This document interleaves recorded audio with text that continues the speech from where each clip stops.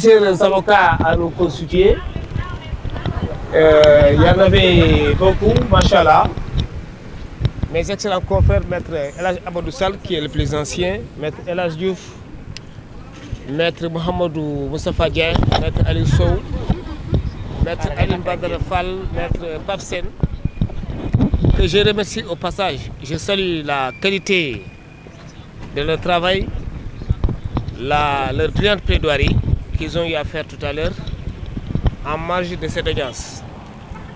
Nous avons fini avec les plaidoiries. Après le réquisitoire du procureur de la République, à l'issue de notre plaidoirie, le tribunal a renvoyé l'affaire, elle a mis l'affaire en délibéré pour le jugement être rendu le 9 juillet. C'est-à-dire le mercredi prochain, Inch'Allah, le tribunal va donner son verdict, rendra sa décision. Et nous espérons que le tribunal va nous suivre en nos plaidoiries, car nous avons demandé la relaxe pure et simple à titre subsidiaire, car à titre principal, nous avons demandé la relaxe, le renvoi des fins de la poursuite.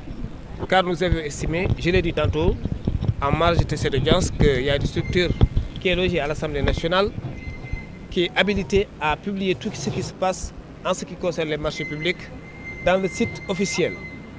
Mais mieux encore, le plaignant lui-même aurait pu ou aurait dû, dans sa plainte, déposer en même temps l'élément qui le met hors de cause, qui contredit en tout cas le Sir Bachir Fofana.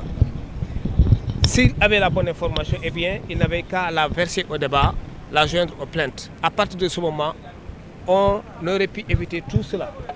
Toute cette audience, voyez-vous, a duré plus de 4 heures de temps. On a commencé depuis 9 heures et on vient de terminer qu'à cette heure-là. Donc, on a pris assez de temps et j'ai toujours estimé que nos énergies devraient être canalisées vers d'autres dossiers quand même. Hein. Les dossiers, vous savez, se valent, mais il y a des personnes qui sont détenues pour d'autres causes. Or, cette infraction n'en est pas, à mon humble avis, n'en est pas une. C'est une façon de parler, car il s'agit d'une infraction anachronique. Vous savez qu'au Moyen-Âge, on faisait recours à cette infraction.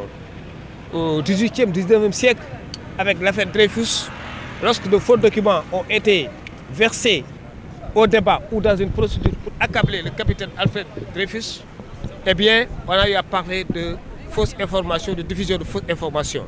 Donc c'est une infraction assez anachronique à l'heure des libertés publiques, à l'heure de l'Internet. Car on ne peut pas arrêter Internet, vous savez.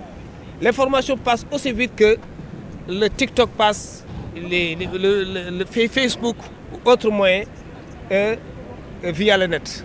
Donc il est important aujourd'hui de savoir maîtriser tout cela en quoi faisant, en communiquant. Le gouvernement de la République du Sénégal a tous les moyens légaux qu'il faut pour communiquer à bon escient et par le canal habituel par lequel ce gouvernement doit communiquer. Il y a des structures habilitées à cet effet pour communiquer et une structure, l'ARCOP, qui est chargée de publier dans le site officiel de la République tous ceux ou toutes celles qui ont eu à bénéficier d'un marché public. Car il s'agit encore une fois des deniers publics qui met en relief un montant assez important, des véhicules pour un montant assez important de 8 milliards 250 millions. Et c'est tout à fait normal donc que l'opinion publique soit informée. Et ce que a voulu le Sir Bachir Fofana, qui, je le précise encore une fois, n'était animé que d'une belle intention, auquel louable, d'informer les concitoyens sénégalais. Les pauvres, ils ont besoin de savoir à quoi sert leur argent, les impôts. Ils sont affectés à l'achat de quel véhicule. Et vous savez que le marché interdit de spécifier le type de véhicule qu'on doit acheter. Le marché ne dit pas acheter un véhicule de marque Toyota, non. Peut-être une berline ou un véhicule de 4x4, mais pas Prado, Toyota ou autre genre. Voyez-vous. Donc des pans entiers de la procédure ont été quand même violés. Et je pense que le moment opportun, cette affaire sera traitée avec la plus grande rigueur qui soit, en appelant en cause, en mettant sur la scène toutes les personnes concernées. Il y a des choses qu'on ne peut pas dire à travers les médias. Je respecte beaucoup l'institution du judiciaire que j'incarne au même titre que celle-ci est incarnée par les excellents magistrats qui ont eu à prendre cette audience dans un calme serein, même si en marge de cette audience, ils ont cherché à faire renvoyer cette affaire. Mais n'eût été l'intervention de mes excellents confrères, encore une fois, M. Mohamed Moustapha Diaye et Aliou Sow, qui ont fait suspendre l'audience à leur demande, eh bien, on aurait pu renvoyer cette affaire. Mais fort heureusement, le juge est revenu à de meilleurs sentiments, si je puis parler ainsi. Et qu'est-ce qu'il a fait? Il a retenu l'affaire et il a évoqué. Bachir Fofana a répondu à toutes les questions avec calme et sérénité. Nous, avocats également, nous avons eu à poser les questions en rapport avec cette affaire. Et le juge a écouté le procureur en son réquisitoire, il a écouté les avocats en leur plaidoirie. Enfin, il a mis l'affaire en délibéré pour le jugement être rendu en principe, Inch'Allah, le mercredi 9 juillet. 6 mois, donc 3 ferme le réquisitoire du procureur. 6 mois. Oui, le procureur de la République a été ferme, a été très sévère. On a dénoncé le pouvoir aujourd'hui qu'a le procureur de la République d'envoyer en prison pour une peine dont le maximum est fixé à 3 ans ou 2 ans. Vous savez, le procureur n'a pas le droit de placer sous mandat de dépôt. On profite encore de la tribune de l'occasion pour en appeler. On a parlé des assises. Justement, il est aujourd'hui plus que nécessaire de mettre sur place un juge des libertés et de la détention. Car le procureur de la République a trop de pouvoir. En France, avant d'envoyer un prévenu en prison, il y a ce que l'on appelle un juge de la liberté et de la détention, qui est là, qui apprécie la demande du procureur de la République et celle du juge d'instruction. C'est-à-dire que c'est un juge arbitre. Ici, au Sénégal, on ne l'a pas. La preuve en est que, je l'ai dit tantôt, il a été placé sous mandat de dépôt le vendredi.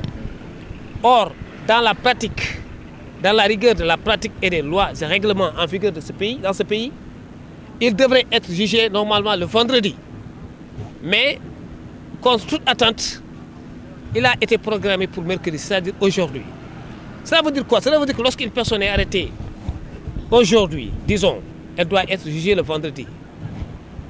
Il ne doit pas être jugé au-delà. S'il y a des audiences qui se tiennent normalement, malgré la grève des greffiers, il y a des audiences qui se tiennent. Il y a des affaires pour lesquelles les personnes sont en détention pour des chefs d'offres de cession de drogue, de trafic de drogue, d'abus de confiance ou des dossiers dans lesquels il n'y a pas de danger. Car le souci des plaignants pour renvoyer, pour demander le renvoi, ou des juges même et les avocats de renvoyer leur affaire, c'est que lorsque un particulier doit à un autre particulier de l'argent, pour recouvrer cet argent, il faut le jugement. Et le jugement, c'est les greffiers qui les délivrent. Mais pour des cas pour lesquels il y a des histoires de chanvre indien et de diffamation, je ne pense pas qu'il y ait lieu de renvoyer des dossiers ou bien même de proroger des délibérés, comme ce qui est le cas en l'espèce. Car aujourd'hui, le délibéré de Sir Moustapha Diaté devrait être vidé, mais il a été prorogé pour cause de grève des greffiers. Or, nous estimons que ce n'aurait pas pu être le cas, on n'en a pas besoin, car, je l'ai dit tantôt, c'est pour les besoins de l'exécution d'une décision de justice qui met en jeu des intérêts, de l'argent, une créance à recouvrer, abus de confiance, escroquerie. Mais pour certaines infractions, les audiences se tiennent normalement et le juge statue sur siège. Et il accède aux demandes de liberté provisoire formulées par les avocats de la défense. Tout à l'heure, on l'a fait, le procureur s'est opposé. Et bien évidemment, on est revenu sur la demande qu'on a retirée. Voyez-vous donc le procureur de la République, les pouvoirs qu'il a aujourd'hui et qu'il est important qu'on les revoie. Car les régimes passent, les hommes passent, mais l'état de droit va rester. Et il est important de penser aux générations futures. Il est important de penser à l'opinion publique et internationale. Car tout ce qui se passe en marge de cette audience sera noté, su par la Cour pénale, par, j'allais dire, l'organisme, l'ONU, l'Organisation des Nations Humaines. Parce qu'il y a le Comité sénégalais des droits de l'homme qui rend compte de ce qui se passe au Sénégal. Or, en matière de diffamation ou de diffusion de fausses nouvelles, d'habitude, il n'y a pas de condamnation sévère, de peine de prison, surtout pour les journalistes. Vous savez, il faut qu'on fasse montre d'un sens élevé de la politique pénale. La philosophie du droit, ce n'est pas d'amener en prison des personnes qui sont utiles à leur société. comme des journalistes, un père de famille, je pense que cette personne peut bénéficier d'une liberté provisoire. Et pour certaines infractions, justement, l'État a dû pas devant le tribunal correctionnel par la voie de la citation directe. Ce qui est le cas. Ce qui se faisait en tout cas avant, bien avant. Pour ce qui est des diffamations et de la diffusion de fausses nouvelles, on a tendance à les traduire par devant le juge des flagrants de tribunal correctionnel de simple police. Car on estime qu'une diffamation, quand même, c'est beaucoup plus sérieux. Ça peut concerner une information qu'on a tendance à donner pour susciter un trouble à l'ordre public, ou en tout cas donner une information qui est de nature à jeter des discrédits sur les institutions. Ce n'est pas le cas en l'espèce. Ou bien des informations de nature à stigmatiser une ethnie X ou Y donnée. Ce n'est pas le cas en l'espèce. Il s'agit d'un journaliste dans l'exercice de ses fonctions, encore une fois, s'il en est besoin de le repréciser, qui a la bonne intention et la belle intention d'informer le public sénégalais. Et le public a le droit d'être informé. Et je pense que l'institution parlementaire est bien représentée par son président qui a porté plainte en sa qualité de président de l'Assemblée nationale, je précise, mais en sa qualité d'homme politique. Aurait dû ou aurait pu, encore une fois, tout simplement démentir cette information en quoi faisant, en publiant tout ce qui a été fait, même si le marché est restreint. Du moment que le marché est restreint, voyez-vous, il a les coups de franche pour faire contracter une personne qu'il estime présenter, en tout cas, toutes les conditions, remplir toutes les conditions pour pouvoir gagner ce marché. Je vous remercie. waaw maa ngi leen di gërëm xaar bi yàgg na parce que dossier bi dafa jël temps ay avocats yu bëri ñoo plaidé doon dossier bi tey maak samay confrères yi ay avocats yu xarañ yu mën seen liggéey yu rigoureux ma commencé sama ancien maître El Hadj Amadou Sall maître El Hadj Diouf maître Mouhamadou Moustapha Dieng maître Aliou Sow maître Pape Sène ñoom ñëpp plaidé nañu dossier bi procureur bi mu jëlee parole sànq dafa requérir 6 mois dont 3 mois ferme bon ñun nag bi ñu waxee sànq maak samay naataango avocat yi dañ ne loolu teguñ ko ci droit li ñu jàpp mooy que ne dañu war a renvoyer ba sur des fins de la poursuite maanaam dañ ko war a bàyyi tout simplement purement et simplement dañ ko war a relaxer parce que jàpp nañu infraction diffusion de fausses nouvelles maanaam tasaare ay xibaar yu warul amul. tey yaakaar naa ne maak avocat yi démontré nañ ko wane nañ ko lu tax amul parce que dañ ne loolu foog mu am il faut que aussi nit kii topp naan diw dafa joxe ay xibaar yu warul nga indi yow la bonne information au moins mais indi woo ko te moom si ay source la ko jëlee yéen a ma gën a xam ay journaliste ngeen journaliste si source lay wéyee te du révéler source am loolu la def te intention journaliste bépp journaliste bu conscient bu am sens valeur républicaine li ko yitteel rek mooy joxe la bonne information te yaakaar naa loolu la def te loolu la yaakaaroon mu ne bu dul Cheikh Gueye rek beneen Cheikh bi la à partir de ce moment je pense que assemblée am nañu benn structure bu fa nekk ARCOP moom mooy publier ci site bi lépp lu mën a xew concernant les marchés loolu bu ñu ko defoon je pense que lii yëpp mënoon na ñàkk voilà léegi nag ñu ngi yaakaar que ne tribunal dina ko bàyyi le mercredi incha allah 9 juillet mooy datu délibéré bi. ñoo gisee réquisitoire procureur bi. réquisitoire dafa sévère moom laa wax léegi que ne dañu war a xoolaat bu baax pouvoir yu procureur am si biim réew comme France par exemple dañu war a après les assises yi ñuy jógee mettre en place un juge de la détention et de la liberté pour permettre à ce que avant procureur di jël yenn décision boo xamante dafa sérieux yóbbu nit prison ñu am benn juge arbitre bu joxe ndogal wala kii est-ce que jar na yóbbu prison wala jarul yóbbu prison. Bachir Fofana est-ce que jar na yóbbu prison je ne pense pas c'est un journaliste keroog bi ma koy gis ba sax mu ngi sëgg si benn livre bi lire xam nga ma ne ko yow lan la mu ne ma non xanaa bëgg xam-xam rek ak bëgg informer sama naataango population ci laa ne nag kii il est de bonne foi kii c'est un bon journaliste est-ce que communication c'est extrêmement important te gouvernement état dafa puissant am na les structures habilité communiquer wax la bonne information te yaakaar nañu loolu la waroon demee jërëjëf maa ngi leen di gërëm di leen sant. Mettre combien? Mettre comment? C'est le mettre comment? Ah non.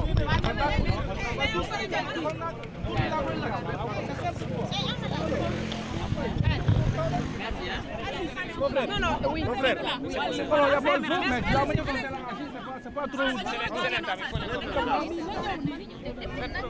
doo ko jëlee ne yow kenn yaay jël. waaw doo pousse kenn yaay jël non. dañuy jël. xoolal s'il te plaît doo pousse jël ñeneen. Parce que yaay jël kañ doo pousse jël.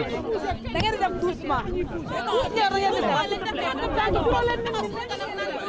vous faites doucement, lan moo tax yéen